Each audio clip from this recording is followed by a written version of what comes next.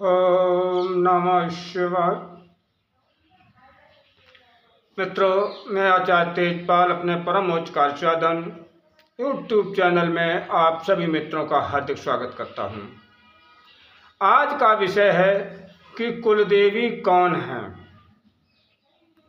कुलदेवी को रुष्ट होने पर किन परेशानियों का सामना करना पड़ सकता है, अपने घर की कुलदेवी को कैसे मनाएं, उनकी साधना पूजा विधि क्या है। कुलदेवी हमारे कुल की देवी हैं। हर घर की कुलदेवी अलग अलग हुआ करते हैं। कुलदेवी हमारे कुल की रक्षा करती हैं, हमारे कुल के ऊपर एक सुरक्षा चक्र स्थापित किए रखती हैं, जिससे हमारे घर में कोई भी नकारात्मक शक्ति प्रवेश न कर पाए और कितनी भी शक्तिशाली क्यों न हो, हमारे घर में प्रवेश नहीं कर सकती है। कोई भी नया धार्मिक सामाजिक कार्य करने से पहले कुलदेवी को हम आप पूजा करना अत्यावश्यक माना गया है।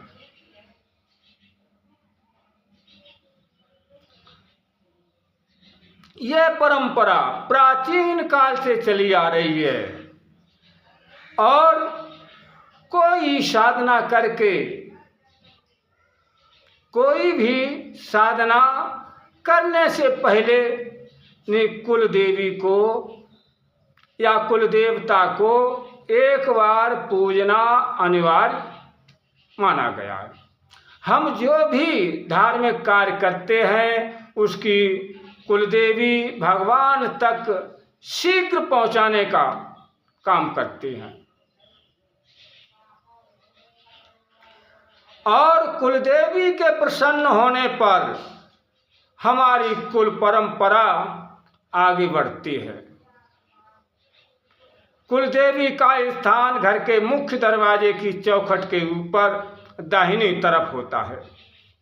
बाहर से प्रवेश करने पर दाहिने तरफ अर्थात सीधी भुजा की तरफ कुलदेवी का स्थान होता है। अब बात करते हैं कि जब कुलदेवी रुष्ट हो जाती हैं, कौन से लक्षण प्रकट होने लगते हैं, अर्थात कैसे पता चले कि हमारे घर की कुलदेवी या कुलदेवता हमसे नाराज हैं। जब हम कुलदेवी का पूजन नहीं करते तब हमारे पूरे परिवार को कई परेशानियों का सामना करना पड़ता है। जो पूजा पाठ भी करते हैं फिर भी उनके घर में सुख शांति नहीं होती है, रोजगार नहीं चलता है, अनावश्यक खर्चे बढ़ जाते हैं और कोई बचत भी नहीं कर पाते हैं।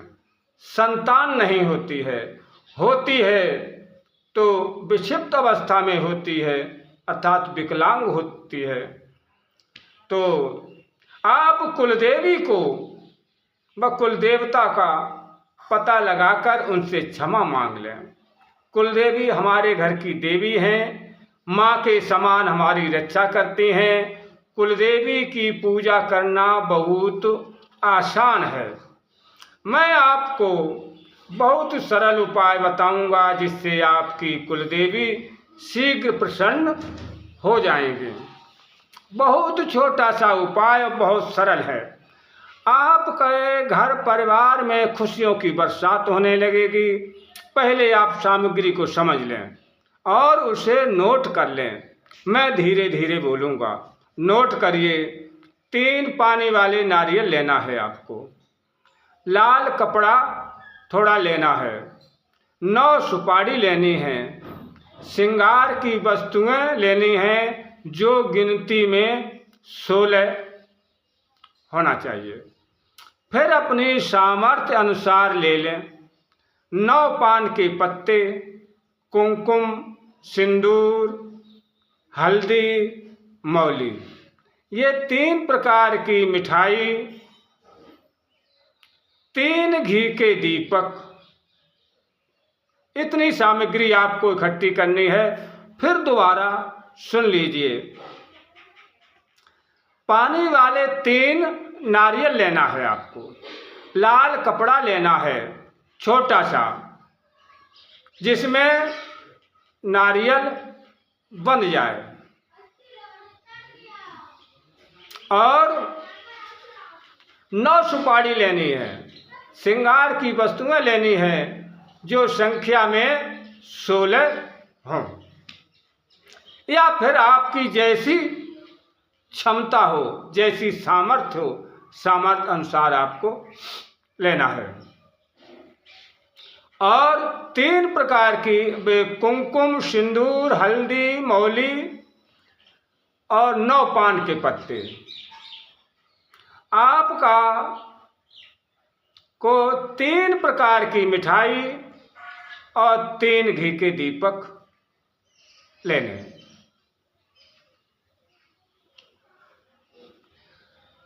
साधना करने का आपका समय कौन सा होगा वो भी सुनिए। किसी भी मास की द्वादशी, त्रयोदशी व 14 की रात्रि 10 बजे के बाद पूजा का समय है। अब सबसे पहले स्नान वगैरह करके स्वच्छ वस्त्र पहन लें, पूजा स्नान पर गंगा जल छिड़क लें, अपने बैठने के लिए आसन रख लें। अब आसन पर बैठकर मुख उत्तर दिशा में रखते हुए नारियल से कुछ जटाएं निकाल लें। एक नारियल को हल्दी से, एक को सिंदूर से, एक को कुमकुम से रंग दें। तीनों नारियल मौली लपेट कर बांध दें। एक चौकी लें, उस पर लाल वस्त्र बिछाकर तीनों नारियल उस पर स्थापित कर दें। प्रत्येक नारियल के पास 3-3 पान के पत्ते रखकर 3-3 सुपारी रख दें। घी का दीपक प्रज्वलित कर दें। गौरी गणेश का पूजन करके तीनों नारियल को हल्दी, कुमकुम, सिंदूर से चावल, रोली, पुष्प, धूप, दीप से पूजन कर दें। हल्दी वाले नारियल पर हल्दी ही चढ़ाएं, सिंदूर वाले पर सिंदूर, कुमकुम वाले पर कुमकुम चढ़ाएं। तीनों दीपक जलाकर नारियल के सामने रख दीजिए, बस समर्पित करें। सबको प्रणाम करिए। रुद्राक्ष की माला से 11 माला रोज जप करें। 3 दिन तक जप मंत्र रहेगा।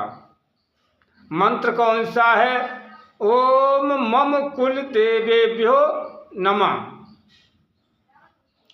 मंत्र ओम मम कुल देवीभ्यो नमः। इसी मंत्र से जाप करना है। श्रृंगार सामग्री को तीनों नारियल के सामने चढ़ा दें, आरती करें, माँ से प्रार्थना करें, भूल चूक की क्षमा मांगें। साधना समाप्त के 3 दिन बाद शेष सामग्री को नदी में प्रवाहित कर देना है। कुलदेवी कुलदेवता की पूजा में कुंवारी कन्याओं का प्रवेश वर्जित है। उन्हें पूजा के पास नहीं आने देना चाहिए। इससे आपकी कुलदेवी कुलदेवता की कृपा आप पर होगी। आपका परिवार सुरक्षित व सुख शांति युक्त हो जाएगा। आज की जानकारी बस इतनी ही, और यदि वीडियो अच्छा लगा हो तो लाइक और शेयर व कमेंट जरूर करना। यदि चैनल को सब्सक्राइब नहीं किया है तो चैनल को सब्सक्राइब जरूर कर लेना, क्योंकि उससे हमें भी कुछ लाभ होता है। इसी के साथ अपनी वाणी को विराम देना चाहता हूँ और विराम दे ही रहा हूँ। जय मां आदिशक्ति। ओम नमः शिवाय।